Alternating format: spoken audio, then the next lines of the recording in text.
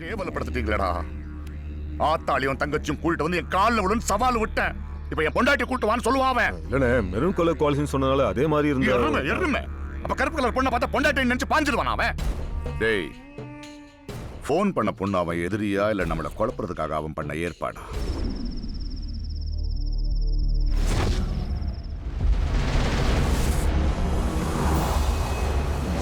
சீக்கிரமா அவனை க்ளோஸ் பண்ணிடணும். கரெக்ட் தம்பி. சென்னையிலேருந்து இந்த தடவை காரில் தான் வந்திருக்கான். திரும்ப காரில் தான் போவான். திருப்பத்தூர் திருமையம் வழியாக தான் போய் ஆகணும். அவன் கெட்ட நேரம் 2 ஊர்லேயும் எதிர்கட்சி எம்எல்ஏங்க. திருப்பத்தூர் எட்டப்பாலத்து வழியாக டேக் டிவிஷன் போர்டு வச்சு பழைய பாலத்து வழியாக வண்டி திருப்புறோம். பாம்பு வச்சு வண்டியை பாலத்தோட பாலமாக தூக்குறோம். ஒரு வேளை அதில் மிஸ் ஆகிட்டான்னா திருமையங்கோட்டையை சுற்றி பைரவர் கோயிலை தாண்டதுக்கு முன்னால் லாரியை விட்டு அடித்து காரை ஏரிகளை போட்டுருவோம். நல்ல ஐடியா தம்பி. ஒருவேளை அவன் ஃப்ளைட்டில் போனானா? போகிற வழியில் பூவந்திக்கும் திருபுவனத்துக்கும் நடுவில் இருக்கிற ஒத்த ரோட்டில் வைகாத்துக்கு முன்னால் மாந்தப்பு கிட்ட வண்டி போகும்போது குறுக்க பனை மரத்தை வெட்டி போடுறோம். அவன் பயத்தில் இறங்கி மாந்தப்புக்குள்ளே ஓடும்போது அங்கே கூலியை வச்சு ஆளை காலி பண்ணி புதைக்கிறேன். ஒரு வேளை அவன் ட்ரெயினில் போனான்னா நான் மட்டும் போதும். நீ மட்டுமா? சிவகங்கையில் அவன் ஏறும்போது 100 பேர் கோஷம் போடுவாங்க. காரைக்குடியில் 10 பேர் சாப்பாடு கொடுப்பாங்க. புதுக்கோட்டையில் 4 பேர் மாலை போடுவாங்க. திருச்சி வந்து ஜாலரெல்லாம் செகண்ட் கிளாஸில் போய் படுத்துரும். அவன் தனியாக தான் தூங்குவான்.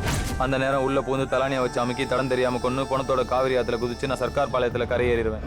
அடுத்த நாள் அவன் பணம் கல்லணை கிட்ட கரை ஒதுங்கும். எந்த ரூட்டில் போனாலும் குறுக்க பாஞ்சிட வேண்டியதான். இந்தாயா காப்பி.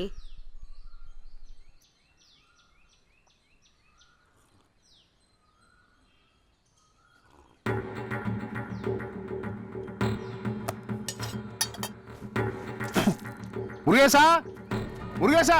ஐயா காப்பில ஏதோ கலந்துருக்கு. நான் 2 மணி குடிச்சிட்டேன். பாசப்படாத. ஐயா அம்மா சொல்லாத, தாங்க மாட்டேன். டேய், வீட்ல யாரும் எந்த பொருளையும் சாப்பிடலாம்னு சொல்லு. எனக்கு படபடன்னு வருது. இந்த காப்பியை டாக்டர்கிட்ட கொடுத்து என்ன கலந்துருக்குன்னு செக் பண்ணிட சொல்லு. டாக்டர், டாக்டர் எங்க ஐயாவுக்கு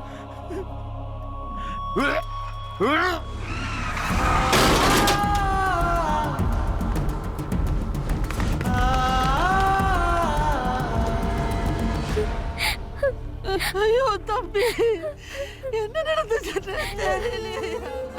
பயப்படாதயா, எனக்கு ஒண்ணும் இல்லை. நம்ம வீட்டுக்குள்ள வந்து இந்த விஷயம் வெளியே யாருக்கும் தெரியக்கூடாது. புதுசா யாரா வீட்டுக்குள்ள வந்தது? அப்படி யாரும் புதுசா வீட்டுக்கு வரல. ஐயா, காலையில துணி எடுக்க மாரிமுத்து வந்தேன். திருப்பி மீன்கார வந்தேன். மீன் சுத்தம் பண்ண வீட்டுக்குள்ள வந்தோம். என்ன போய் சத்தியம் பண்றீங்களா? எங்கிட்டு போனாலும் ஒரு மடக்கு தண்ணிய கூட தொண்டை குழிக்குள்ள வச்சு யோசனை பண்ணிதே முழுங்குவேன். நம்ம வீட்டு தண்ணியை குடிக்கிறதுக்கு நான் யோசிச்சு குடிச்சா அது தப்பாயிராதா தங்கா? செல்வம், கொஞ்சம் உள்ள ஐயா பேசணும். காலையில் எல்லாரை பற்றியும் அவங்கள்ட்ட சொன்னேன். ராதிகாமாவும் வந்துட்டு போச்சு. அதை மட்டும் அவங்கள்ட்ட சொல்லலை. நான் அப்பாவை காப்பி விடும்போது அது மட்டும்தான் அடுப்படிக்கு வந்துச்சு. என்ன சொல்ற? அத்தை எங்க இருக்காங்க பாட்டி? அத்தை கொல்லப்புறத்தில் கண்டுபிடி தண்ணி வச்சுக்கிட்டு இருக்காங்க. ஆமா, எத்தனை வருஷமா நீங்க இந்த வீட்டுல வேலை பாக்குறீங்க? நான் இந்த வீட்டில் வேலை ஆக்குற விஷயமே நீ சொல்லிட்டேன் தாய், எனக்கு ஞாபகம் வருது. சரி, நான் அத்தையை போய் பார்த்துட்டு வந்துடுறேன். கொல்லப்புறம் போன பொண்ணு அம்மாவையும் பார்க்கல, முன்வாசலுக்கு வரவும்ல, அப்படியே போயிடுச்சு. ஏய், யாரை பத்தி என்ன பேசுற? அதை விட்டுட்டு போன செருப்பு கூட முன்வாசல் தான் கிடக்கு. நீ போய் அறியா.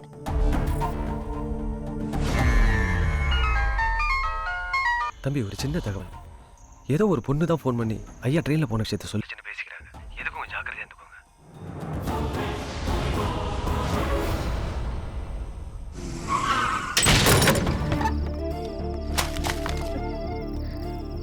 போட்டு வந்த செருப்பை விட்டு போகிறவளுக்கு அப்படின்னு அவசரம்.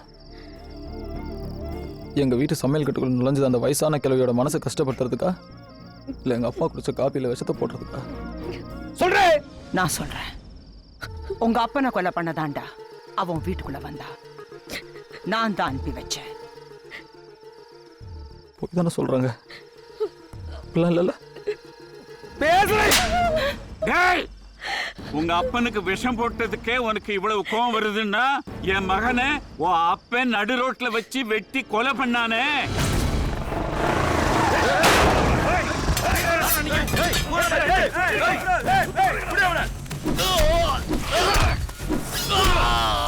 வீரமணி அன்னையில இருந்து அந்த ஆளை கொல்லணும்னு வெறியோட இருந்தேன்.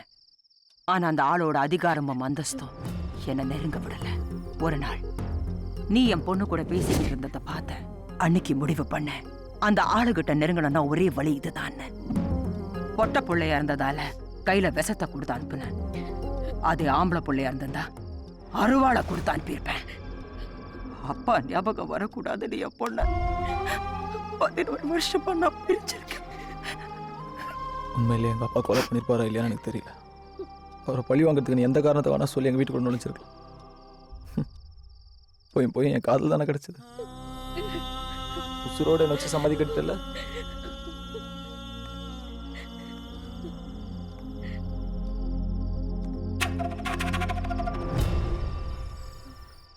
நீங்க பேசுனதெல்லாம் நான் கேட்டுக்கிட்டு தான் இருந்தேன். உன் புருஷன் சாவுக்கு நான் காரணம் இல்லைம்மா. உன் புருஷன் ஆசைப்பட்டு எலெக்ஷன் நினைக்கலாமா? நம்ம ஜாதிக்காரன் ஓட்ட பிரிக்கிறதுக்காக ஆளுங்கட்சிக்காரங்கிட்ட 10 லட்சம் ரூபாய் பணத்தை வாங்கிட்டு நிக்கிறிய, கேவலமா இல்ல? நான் பணம் வாங்கினதா யார் சொன்னது? டேய், உண்மை மறைக்கிறதுக்காக சலம்பாத. மரியாதை நாமினேஷன் வாபஸ் வாங்கிரு, இல்ல கழுத்துல தலை இருக்காது. சரி, நீ மாணிக்கோல கொண்டு நம்மளையா? அப்பத்தாண்டா பழி வீரபாண்டி மேல விழு, போட்டு மாறி விடு. நான் இந்த கொலையை பண்ணல ஊரே நம்புச்சேன், நீங்க ஏன் நம்பல? என் பையன் உன் பொண்ணு விரும்புறான்னு தெரிஞ்சதோ உடனே உங்ககிட்ட வந்து சொல்லணும்னு நினைச்சேன். ஆனா உனக்கு தெரிஞ்சுதான் வந்து அவன் சொன்னான். அதனாலதான் எல்லா உண்மையும் உங்களுக்கு தெரிஞ்சிருக்கும்னு நினைச்சிட்டேன். யாரோ சொன்னதை நம்பிக்கிட்டு இந்த பொம்பளை புள்ள மனசுல விஷத்தை விதைச்சு அவளை இப்படி தலைவலியே வச்சுட்டீங்களே. ஒரு இடத்துல போய் வாழ வேண்டிய பொண்ணு, அதான் எனக்கு மனசு கஷ்டமா இருக்கு. போ.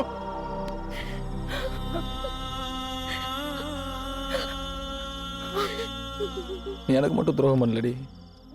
எங்க அப்பா அம்மா தங்கச்சி நீ எல்லாரும் உன் மேல வச்சிருந்த பாசத்துக்கும் சேர்த்து துரோகம் பண்ணிட்டேன். உடம்ப வித்து பொழைக்கிறவ கூட பொய்யா ஒருத்தனை காதலி நக்காரி துப்பிட்டு போயிருவான்.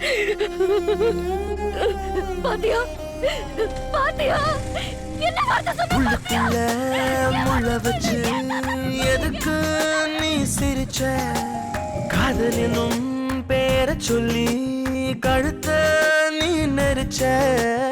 ஒன்ன நினைச்ச பாவத்துக்கு இதுதான் தண்டனையா?